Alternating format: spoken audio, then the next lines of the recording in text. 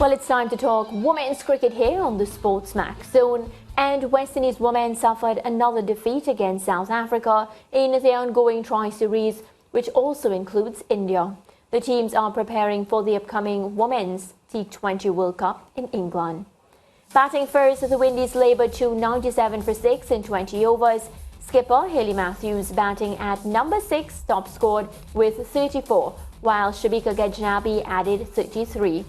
Tumi Sekokune was the best South African bowler with 2 for 24. South Africa needed just 13.4 overs to reach the target of 98 without losing a wicket. Tasman Brits led the chase with 50 not out, and Laura Woolvard was also unbeaten on 42. Well, head coach Courtney Walsh spoke to the media after the match. It wasn't a good performance, and we didn't bat well when we batted first time in terms of getting what would have been a target that we were aiming for. Had a very, very slow start and didn't pick up any momentum from there until the captain Haley and Gajnabi put together a partnership. Just wasn't good enough. Started a bit too late, so that tone was set, and then South Africa knocked the runs off without losing a wicket. So completely updated today. Well, the girls are down, and there's no two ways about it. We have one game, we have a couple of days off. Hopefully, we can have close to what we'd like to select from in terms of injuries and everything put in place. But at the end of the day, we still have to go out and play cricket. So I think whatever team that goes out on the park to represent the West Indies, we have to give a much better account of ourselves. Nikhil Uttam Chandani joins us now to review the match. Good afternoon. Hi, good afternoon, Maria. How are you?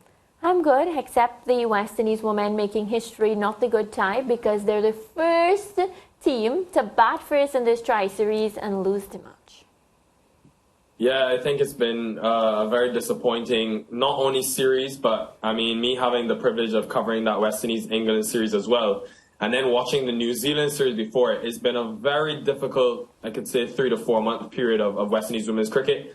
But I think as we get on in the show, you will find out that there is some optimism and hope to come. Oh, speaking about optimism, today I was looking at the match, and of course it was difficult for me to find the optimism looking on at the Windies women, and of course I'm very passionate about them. 50 dot balls in the entire 20 overs. What do we say about that, Nikhil? Well, I think it's been a reoccurring problem, not only in this tri-series, but in a lot of series, especially since you've lost to DeAndre Dotson and you've lost to Stefanie Taylor. Did some digging today, and a stat that really is alarming to me is in the New Zealand T20 series, the England series, and then this tri-series, the West Indies dot ball percentage has been 54% compared to their oppositions, who's just been 41. Anytime you're facing more than 60 dot balls, and by some way as well, I think you're always going to be behind the 8 ball. They get off the slow starts in the power play. They've been shuffling, chopping, and changing that batting lineup. And I think really nothing has worked well for them. They've fought at different times, I think, in that last game against India with the bat in hand. But again, I just think the void left by DeAndre Dotson and Stefanie Taylor now has left such a big issue for Courtney Walsh and Hayley Matthews, and one that they're going to need to figure out very quickly to avoid embarrassment at that T20 World Cup in a few weeks' time. Yeah, and it's so close. Earlier today, of course, 29 for 3 in the first 10 overs. And what I've noticed is the Windies women, they are suffering in the power play when it comes to the bat. We have a statistic, our producer will put it up on the screen for us, of course, talking about the records, the scores that the Windies has made in the T20 international power play stats since 2017. So this is Hayley Matthews opening. And of course, if you look at it, you'll see 44 innings, 1,481 runs, 1,584 balls, 70 wickets. So, Nikhil, maybe you can break down these stats for us here, because it doesn't look good to me at all. Yeah, I wanted to get these stats because of the fact that Hayley Matthews in 2 of these games in this series has not opened the batting, and I'm not sure what the rationale is. You see that's the key figure there at the end, runs per over. 5.6 when Hayley Matthews opens the batting because of how skilled and talented she is, and also her presence. And then just 5 runs and over when she's not opening the batting. And you look in T20 cricket, the common trend, regardless of it's internationals or if it's the leagues, you tend to win the game 80% of the time if you win the first 6 overs, when you only have 2 fielders outside the circle, when batters can really take advantage. So for the West Indies, 2 games in this series, to have her bat in the middle, she's batted at 5 and 6, even though she's scored, I just find it's too late. Yes, I know you're struggling with finishing, you're struggling with, that experience in the middle, but still, I think you go for it and you have Hayley Matthews, who's by far your best batter, take on the game and try to get you maybe 40 or 50 runs and sort of build that momentum for the less experience to follow. I can't understand the rationale, and I think that's why I wanted to get that stat, because that stat tells you all you need to know about how Courtney Walsh and his team can plan going forward into the T20 World Cup. For me, it's a no-brainer. Hayley Matthews has got to open the innings. Yeah, Nikhil, but I think it also reflects a bigger problem that, the openers have been so rotten that, they're trying to find some sort of way to put Hayley, because she's been the most consistent when you look at the previous matches. Like, they're trying to create some sort of stability that, they're just chopping and changing and seeing what works. But unless the openers don't fire, I think the West Indies batting will continue to be in problem. Well, I think they've tried to bolster that opening partnership by bringing in a Brittany Cooper back into the team, more experienced. But also what they've done well is when Hayley Matthews has actually got the opportunity to bat, I think she's gotten off the start. She's gotten to 20 or 30. The issue is she hasn't been able to kick on, hasn't been able to get the half centuries.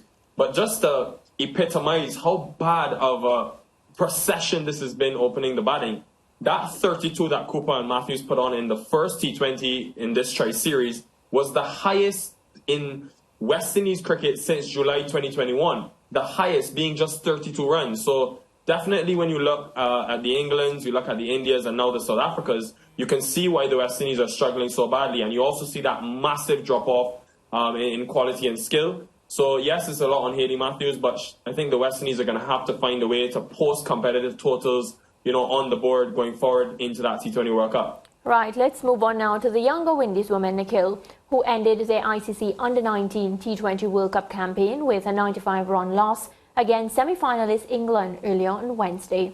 Batting first, the English ladies piled up 179 for 4, thanks to 58 from skipper Grace Scrivens. Windies Under-19 were then restricted to 84 for 8 in their 20. Nikhil, Courtney Walsh recommended an elixir to improve the condition of women's cricket in the region. Let's hear what he had to say in that post-match press conference. To rectify that, we have to put these players that came of the Under-19 World Cup into emerging camp. Not just them, but other people who are probably close to selection. We really have to look together to put a pool of players out there, start with a number of 15 or 20 in an emerging camp and start to work and build them from there. I listened to him, Nikhil, and I have to ask, I would hope that this would have been the plan all the time, along. But do you agree with this master plan? Definitely. Anyone that doesn't agree doesn't have the best interests of West Indies cricket at heart.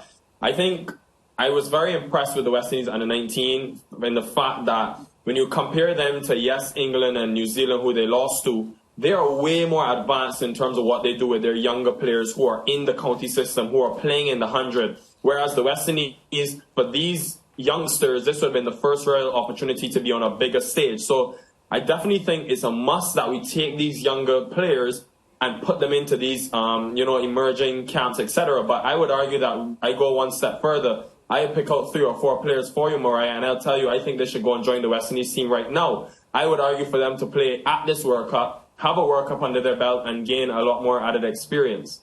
Yeah, I have to agree with you. I'm not sure about the World Cup, but I'm okay with joining the West Indies women's team. And I'll say so because, one of our fears as West Indies women's fan was the day that, there would no longer be a Stephanie Taylor, Anisa Mohammed wouldn't play. Marissa has, of course, stepped down and whatnot. There was always that fear as to where the runs would come from, who would be our match winners. And I feel like today with Steph being injured and whatnot, we're feeling the brunt of those decisions. And, we really need to integrate the youngsters to ensure that there's a future for Windies women's cricket. Yeah, spot on. I think you look at the two teams, I'm so happy that, the cricket is playing at the same time because you can compare and contrast. The West Indies failed to get over 100 runs 2 out of 3 times in the series, and the West Indies women on the 19 side have failed to do it 3 times out of 5 games. So it's the reoccurring issues with the batting that's been the problem. So if we have that emerging camp, then you open up the opportunity to have development and also break some of those trends and negative things that we're seeing in our cricket. Because now that we have the Under-19 World Cup to identify that talent, you can do a lot better with using that talent now, as head coach Wall said, put them in a camp. But not only in a camp, I want to see these players on the international level. The future is so bright when I look at that cricket. So I want to see them not only being put into a developmental stage, but also being put into the international team, because it's clear in these last 3 series that it's time for a change of the guard. Yeah, Nikhil, of course, we thank you so much. We always appreciate your input, and we'll chat again soon. Yeah, thanks a lot, Maria. The future is very bright. All right, whatever you say.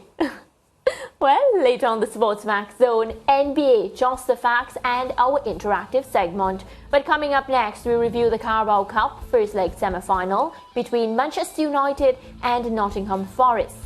Highlights and analysis right after the break.